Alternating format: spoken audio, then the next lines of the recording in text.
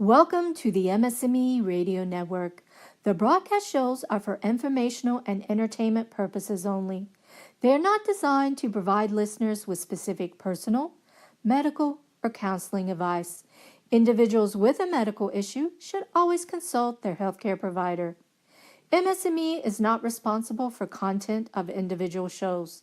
The views expressed by show hosts or the guests are their own. Enjoy the show.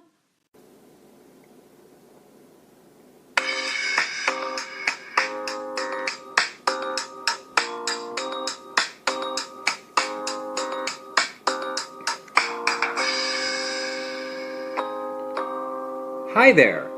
Welcome to the 52nd episode of A Couple Takes on MS. Hi, this is Dan Digman. And hi, it's me, Jennifer Digman. And we want to welcome you to this. It's in the middle. It's at the middle of the fall. I mean, yes, truly. And sadly, it is actually fall. And colds and football and Fortunate fall. football and baseball playoffs, but Yes. It is the fall. And what we're going to talk about today, the couple that takes on MS, just for those of you who are new, or just a reminder, those who have listened, we both have multiple sclerosis. I was diagnosed about 19 years ago. I have relapsing remitting MS, and interestingly enough, I also have multiple sclerosis. Mine is secondary progressive, and I was diagnosed almost 21 years ago exactly. So the fall is a hard time of the year for me. You're coming up on the anniversary.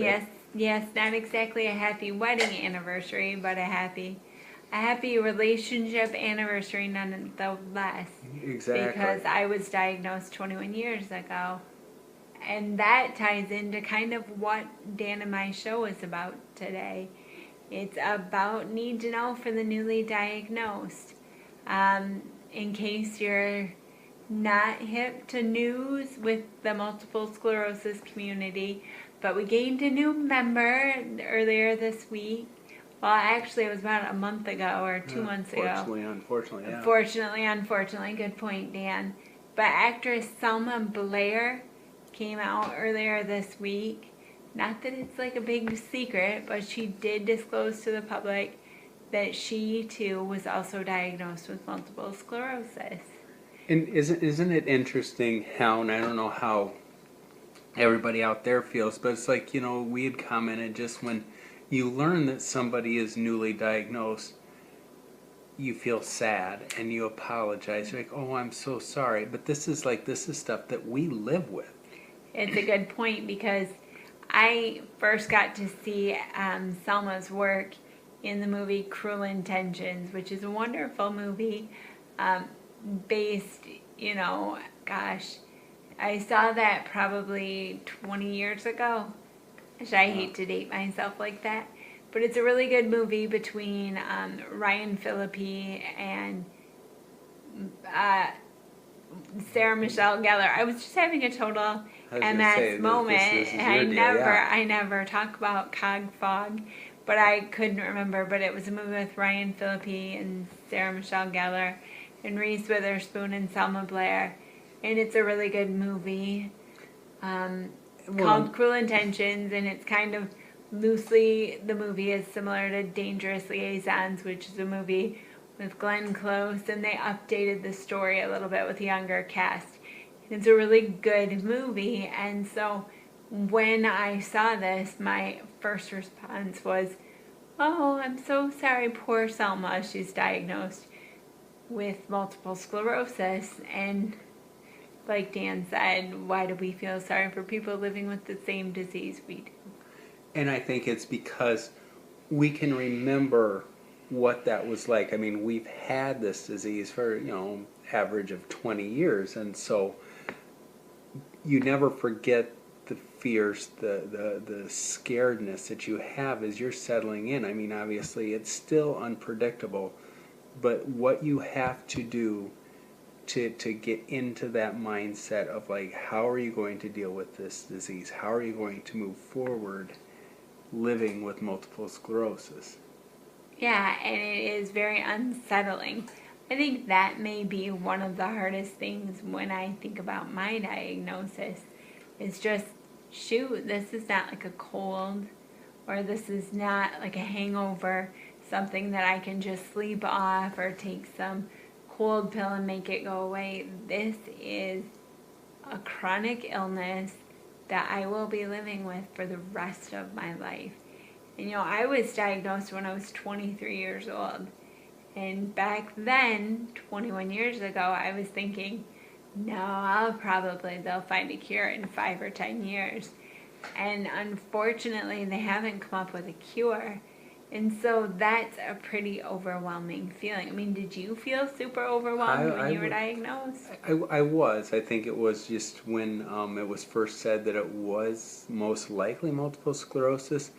And it hit me when I realized that, yeah, this isn't a common cold, and I'm going to carry this with me.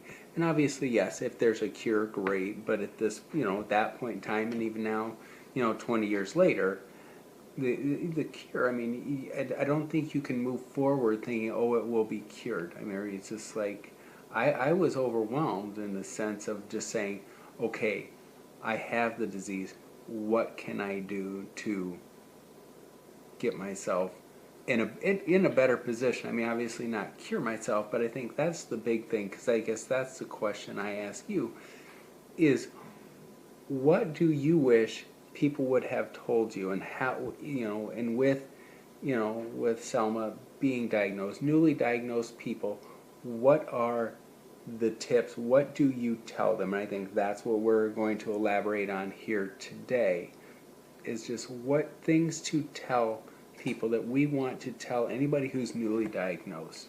I think it was really important to realize, granted, I didn't realize it for a while. It took me some time, but I am the same person I was. I was diagnosed on November 14th, 1997. I am the same person that I was November 13th, 1997. Other than the fact that I have a label attached to me, and that being a person living with multiple sclerosis. The disease has wicked changed me. Physically, I no longer walk. I have limited use of my right hand. My bladder issues are always at the forefront of my mind. Heck, the disease is always at the forefront of my mind. But I have a partner in crime now. I met this amazing man since I was diagnosed with multiple sclerosis, and my life has gone on. So I think that's what I would tell people, is you're the same person you were before the diagnosis, and your life will move forward. And it is what you make of it. And I know that sounds kind of blasé and maybe like Pollyanna, but you have to make your life the way you deal with the disease. And that's kind of what I had too. It's just like, of course, the day I'm diagnosed, I'm bawling and crying and everything. But on some levels, there was a relief, because I knew what the challenge was. So how do I attack this? And so, yeah, I woke up the next day. Nothing's changed. I mean, it's just like, how do you move forward with it? And I think it's a comment that life is not over. Life Right. has changed, and I think the day after I was diagnosed, I knew life was going to change, and it's just like, am I going to change it for the better, or is it going to change for the worse? And obviously, MS is not a great thing to have, but how do you, and so I was just like, okay, well, what do I do to change? If I would have closed myself off from the rest of the world, or got scared and everything, and not opened myself up, I never would have met you. I never would have been happily married. I mean, so it's just like, I think the big thing that I always tell people is be present, be active, be out there, and do as much as you can, because obviously, yeah, the disease is going to make things challenging. And that's just the reality of living with a chronic illness. and I think it's at that point too. It's like, I always say, believe in yourself more. I mean, it's just like, the disease is going to have an impact. It's going to do that. But it's just like, you can do so much more as a person. And that, I think that's really important. But also, you said something that you were somewhat relieved when you got your diagnosis. And as I was reading about Selma Blair and her diagnosis, her journey with the disease, is that she was dealing with all these crazy symptoms for about 15 years. And then she was finally diagnosed. And it's like you felt some relief. And so I think that's really important. You know, if you're dealing with strange symptoms and you can't tie them all together, you know, you need to go to the doctor. Or when you finally tie it all together. I know it took me about a year to get my final diagnosis. It's kind of a relief, and I'm not putting a pitch in there, not paid advertising, but we have read on the internet and we know information exists from IQity that there is a blood test to diagnose multiple sclerosis more quickly. And I think that's an amazing thing, you know. Just I remember when I was diagnosed in 1997, someone told me it was a great time to be diagnosed. Oh, there's our dinner bell. But it was a great time to be diagnosed back in 1997. And I say to Selma Blair right now, is a good time to be diagnosed. I think when we were both diagnosed, I mean, there were a total of 3 disease-modifying therapies available. Now, 20 years later, I mean, we have almost 15, if not more than 15 different treatment options that are available, and people are talking more and more about multiple sclerosis. And I think that when there's that motion with everything on the drugs and stuff, I think especially now too that there is now a disease-modifying therapy or drug treatment for people with progressive forms of MS. That drug approved for primary progressive multiple sclerosis, ocrelizumab, Yep. yeah, and that's an infusion, I believe. And so when we were diagnosed, there were only 3 disease-modifying therapies that were all shots, injectable medications, and now there's oral medication. There are still the injections, but there are also infusions, and I think that that's a good thing, you know. Now that you've been diagnosed with multiple sclerosis, I think it's very important to be informed and to learn about all the different disease courses, you know, the relapsing, remitting, the secondary progressive, the primary progressive, and just know as much as you can about the disease. And that's why I think so many of us diagnosed with MS will say that the best resource is the National Multiple Sclerosis Society. Reach out and be informed, be educated. And then you, Dan, you made the good point about being social. It's just to be out there. I think that, and even if you can't get out of your home and it's hard to get around, the beauty of this day and age is the internet, is the social communities that you can be involved in with Facebook, with Instagram, with just Twitter, everything to make those connections. I mean, the apps, we have the Healthline's MS Buddy app. There's, just other ways that you can make connections. Yeah, there are so many connections. And I think that's kind of interesting. I know when I was first diagnosed, everyone I spoke with about the disease either had a family member, a friend, or knew someone. I mean, the reality is 2.5 million people worldwide are living with multiple sclerosis. So you can feel very isolated and very alone, but the disease is more prevalent and more common than you thought. And, reaching out and being social, that's so important because it's scary and you'll feel very alone. But, there are so many different communities, as Dan was saying. And we found a lot of support through a Healthline's MS Buddy or, just going to a support group or, even simple things like Mango Health has an app to help you remember to take your medication.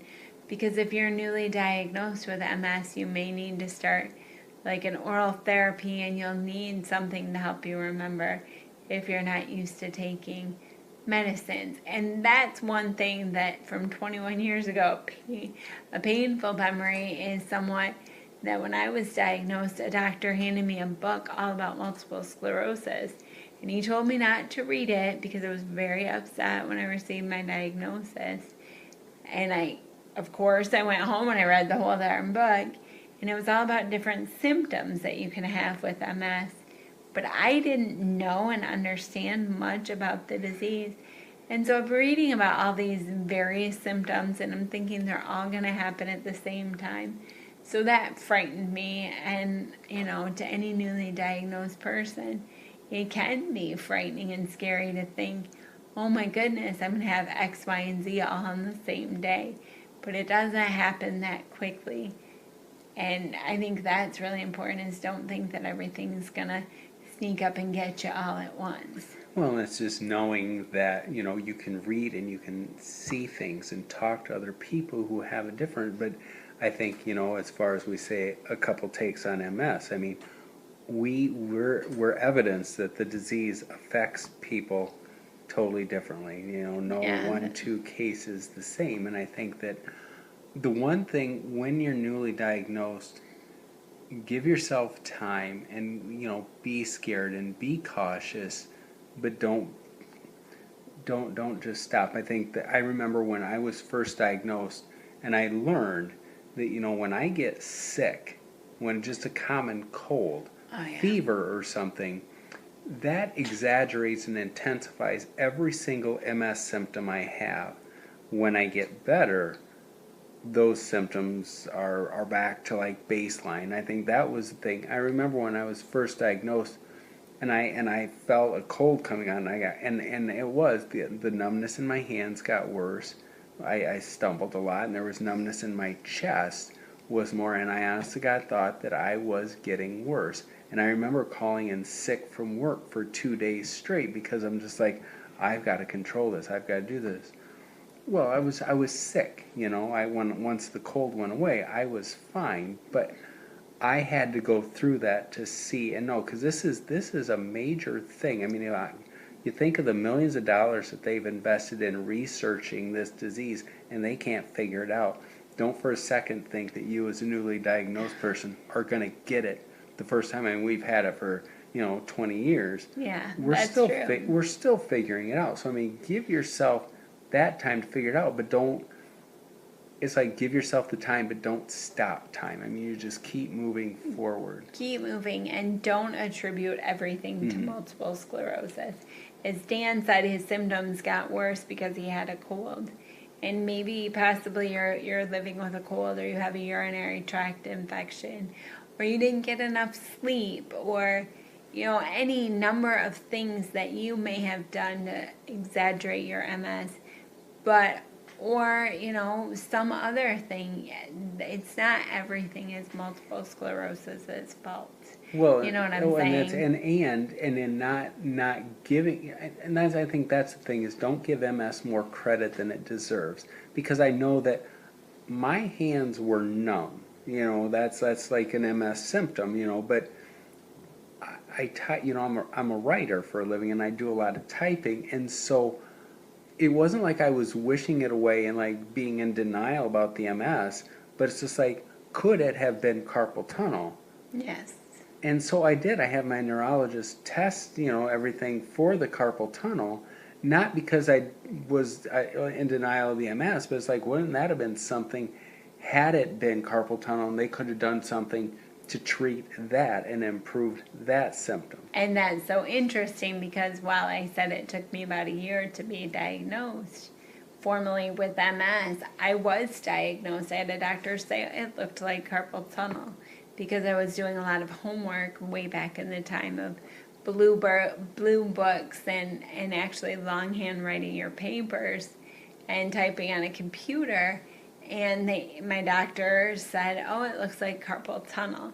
And that explained away the symptoms. But then when I came back 3 months later with eye difficulties, he couldn't explain that away, and that's when I had the spinal tap and got the formal diagnosis. So keep track of all the little symptoms, that you're living with, and talk to your new doctor about it. I assume that when you're first diagnosed with multiple sclerosis, a neurologist is who you are seeing.